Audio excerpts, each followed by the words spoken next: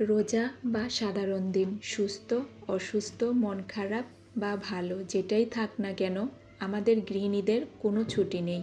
Everyday job. আসসালামু আলাইকুম my YouTube family, কেমন আছেন সবাই? আশা রাখছি ভালো। চলে আসলাম নতুন আরেকটি ভিডিও নিয়ে। আমার এই ছোট্ট পরিবারে সবাইকে ওয়েলকাম করছি। সিয়ারি খাওয়ার পরে আজকে আর শুইনি, কারণ আমি তখন যে 28 পাড়ায় ছিলাম। 28 পাড়া থেকে শেষ করে আজকে আমি পুরো খতম দেব, মানে কোরআনটা শেষ করব, সেজন্য খাওয়া দাওয়ার পরে আর শুইনি। তো পড়তে পড়তে পুরো আমার 8টা বাজার 5 মিনিট বাকি ছিল 30 পাড়া শেষ করতে। তো এটা ছিল 19 রোজায় আলহামদুলিল্লাহ আমার কোরআনটা খতম হয়েছে। এখানে দেখাচ্ছিলাম সেদিন না সূর্য ওঠেনি, 8টা বাজার 5 মিনিট বাকি, তখন আমার শেষ হয়েছে। তারপরে আমি ড্রয়িং রুমের জানালার সামনে গিয়ে দাঁড়ালাম। আবহাওয়াটা না খুব সুন্দর ছিল, একেবারে ঠান্ডা, মনে হইতেছিল যে শীতের দিন। খুবই ঠান্ডা স্নিগ্ধ একটা সকাল। অনেকক্ষণ জানালার পাশে দাঁড়িয়ে তারপরে চলে আসলাম আমি আমার কাজে।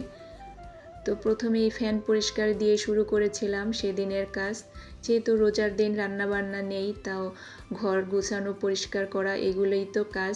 আর যেহেতু রোজা থাকি, এমনিতেও সব কাজ তো আর একদিনে করা হয় না, পার্ট বাই পার্ট করা হয়। তো আজকে দেখা যায়, আজকে আমার যেহেতু আমি ডায়েরি মেনটেন করি, আগে আমার লেখা থাকে যে আমি পরের দিন কি কি করব। যেগুলো করি সেগুলো তো রাইট দেই, যেগুলো না করি সেটা আবার নেক্সট ডের জন্য রেখে দেই। তো সেদিনের রুটিনে ছিল যে আমার ফ্যান পরিষ্কার করা। আমি আমার বেডরুম, তারপর ডাইনিং আর ছেলের রুম, এই 3টা ফ্যানই বেশি চলে, তো আমি এগুলো পরিষ্কার করে নিলাম। শীতের দিনে যেমন শীতের কাপড় পরিষ্কার করতে হয়, তেমনি গরমের দিনে ফ্যান আর মশারি এগুলো ধুইতে হয়। ফ্যান তো বেশি, প্রতি দেখা যায় 2-3 দিন, বেশি হলে 4 দিন, সর্বোচ্চ 1 সপ্তাহ ফ্যান তো পরিষ্কার করতেই হয়। তারপরে এই যে ড্রয়িং রুমের এই গাছটা, এটার মধ্যে অনেক ধুলো পড়েছে। এটা যখন পরিষ্কার করা হয় না, খুব সুন্দর, পাতাগুলো একেবারে তেল তেল করে, মনে হয় যে তেল মেখে রেখেছি এরকম। গাছটা না আমার অনেক ভালো লাগে। তো এই গাছের পাতাগুলো ভালোভাবে ক্লিন করে নিলাম। তারপরে এর সাথে লাকি ব্যাম্বু ছিল, যেটার অবস্থা খুবই আহত করে ফেলছে, ওইটার ছোট ছোট পাতাগুলো ক্লিন করেছি অফ ক্যামেরায়, সেটা আর করিনি, কারণ ওইটা করতে অনেক সময় লেগেছে। তারপরে যে এই যে টপের সাইডে যে ইগুলো আছে ওগুলো একটু পরিষ্কার করে নিলাম।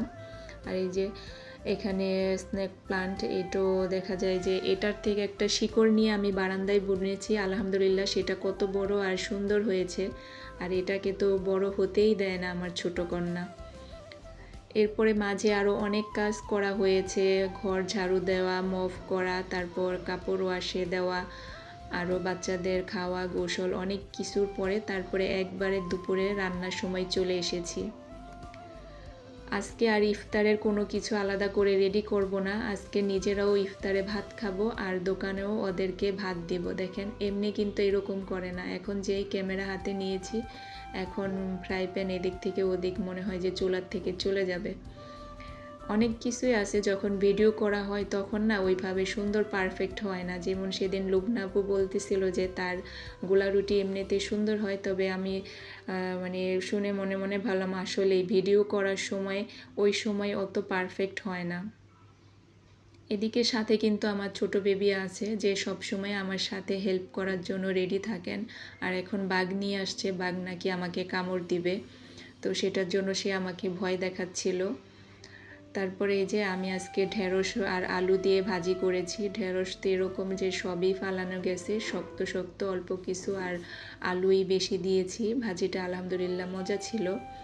এরপরে যে এইখানে আমি পাঙ্গাস মাছ নিয়েছিলাম, আর যে পাঙ্গাস মাছের মাথা দিয়ে লাউ রান্না করেছিলাম। এই তরকারিটা আমাদের পরিবারে দেখা যায় এখন খুব প্রিয় হয়ে গেছে, লাউ তরকারি। লাউয়ের যে কোনো কিছুই, লাউ দিয়ে মাছের মাথা, লাউ ডাল বা লাউ দিয়ে মুরগির মাংস, যেটাই হোক না কেন, সব কিছুই অনেক পছন্দ করে সবাই। এই যে এটা তো সেদিন শেয়ার করেছি, তার জন্য আজকে আর ডিটেলসে শেয়ার করলাম না।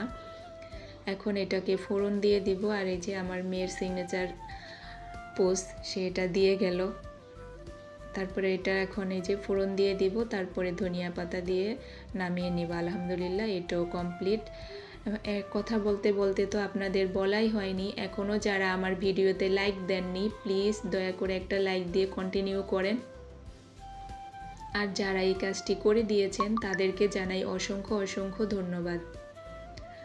আমার ভিডিওতে আলহামদুলিল্লাহ মিষ্টি মিষ্টি আপুরা অনেক সুন্দর সুন্দর কমেন্ট করে, সবাইকে অনেক অনেক দোয়া আর ভালোবাসা। যারা আজকে নতুন তারা চাইলে আমার চ্যানেলটাকে সাবস্ক্রাইব করে রাখতে পারেন। যারা এই ধরনের লাইফস্টাইল ভিডিও দেখতে পছন্দ করেন চাইলেই সাবস্ক্রাইব করে পাশে অল বাটনে ক্লিক করে রাখবেন, যাতে পরবর্তীতে আমি যখনই কোনো ভিডিও ছাড়বো আপনার কাছে নোটিফিকেশন চলে যাবে, আপনি আপনার সময় সুযোগ মতো দেখে নিতে পারবেন।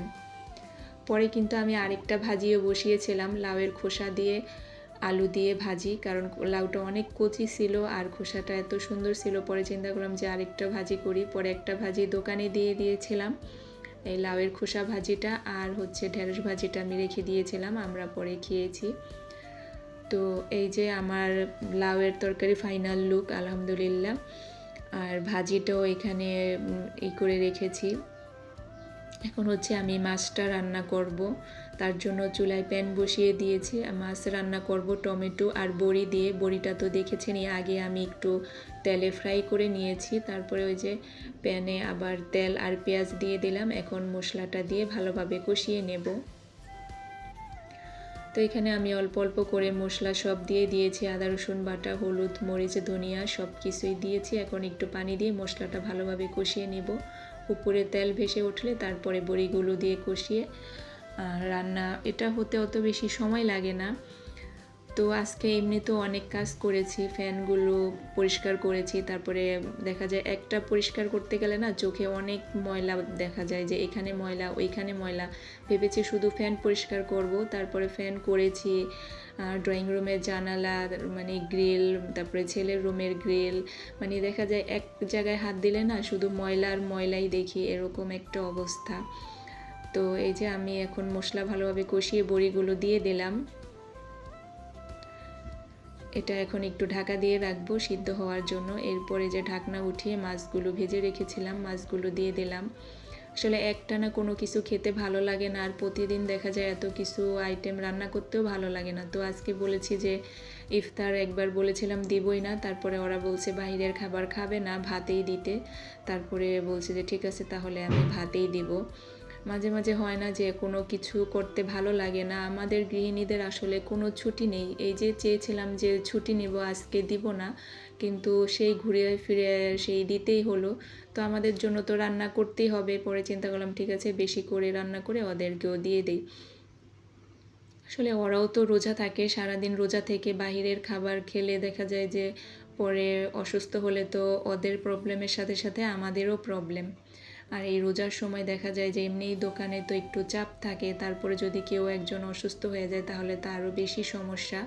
তো এই যে ঝোলের জন্য এখন আমি পানি দিয়ে দিলাম, বড়িতে পানি টেনে নিবে দেখে একটু পানি বেশিই দিয়েছি, নাহলে আর একটু শুধু হলে ভুনা জন্য আর একটু কম দিতাম। আর টালা জিরার গুঁড়ো ধনিয়া পাতা দিয়ে এখন রান্না কমপ্লিট করে নেব। এই মাছটা না বেশ অনেক বড় ছিল, ওই যে মাছের মাথাটা দিয়ে যেই করেছে সেটা দেখেই বুঝতে পেরেছেন। পাঙ্গাস মাছ দেখা যায় যে একটু কমই আনতে চায় আমার হাজব্যান্ড, তো আমি অনেক বলে বাচ্চারা পছন্দ করে তো আনাই। আমার অবশ্য সব কিছুই খাই, আমার অত কোনো প্রবলেম নেই, যেটা হয় মানে হালাল সবই খেতে পারি আলহামদুলিল্লাহ। খাওয়া দাওয়া নিয়ে অত চাহিদা বা কোনো ডিমান্ড থাকে না, যখন যেটা হয় সেটাই করে নিতে পারি। আর তারপরে বাচ্চাদের আবার রোজা আছে, তো তারা সন্ধ্যার পরে প্রথমে ইফতার করে ভাত দেখলে যদি মন খারাপ হয়, তার জন্য আমি আবার একটু নুডলস বসিয়েছিলাম ওদের জন্য। দুইজনেই, আমার মেয়েটাও আলহামদুলিল্লাহ রোজা থাকে, ওদের জন্য সবাই দোয়া করবেন। আমিও সবার বেবিদের জন্য অনেক অনেক দোয়া করি, আল্লাহ সবার বাচ্চাদেরকে নেক হায়াত দান করুন, ভালো মানুষ বানান, আমিন।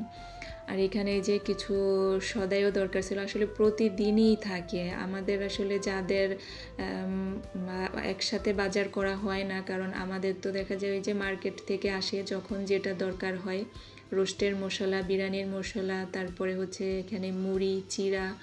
আর আজকের মুড়িটা না বেশ মোটা মোটা গোটা গোটা ছিল একেবারে। আর এই যে হাঁড়ি পাতিল মাজার এই ছাওয়াটা এগুলো আমার হয়ে গেছে, এগুলো 2টা নিয়ে আসছে। তারপরে হচ্ছে এর আগে দেখিয়েছিলাম যে সয়াবিন তেল 5 লিটার এনেছি, তো সেটা এখন মনে হয় 1 লিটারের মতো আছে। তো বললাম যে আরও লাগবে, তার জন্য তেল আর সরিষার তেল, কালোটাই হচ্ছে সরিষার তেল নিয়ে এসেছে।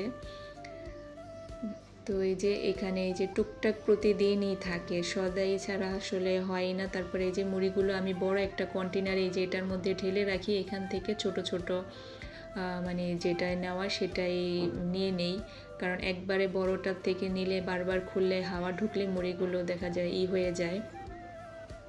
আর এই যে মুড়ির ভিতরে উঠানোর জন্য আমি এরকম একটা মগ সবসময় রেখে দেই, যাতে ইজিলি আমি এটার থেকে মুড়ি উঠিয়ে নিতে পারি। আর এই যে মুড়িগুলো খুব সুন্দর, এরকম মুড়ি এর আগে আমার আনা হয়নি, এর স্বাভাবিকগুলোই আনছে, এবার এটা এনেছে, দেখি কে কেমন লাগে।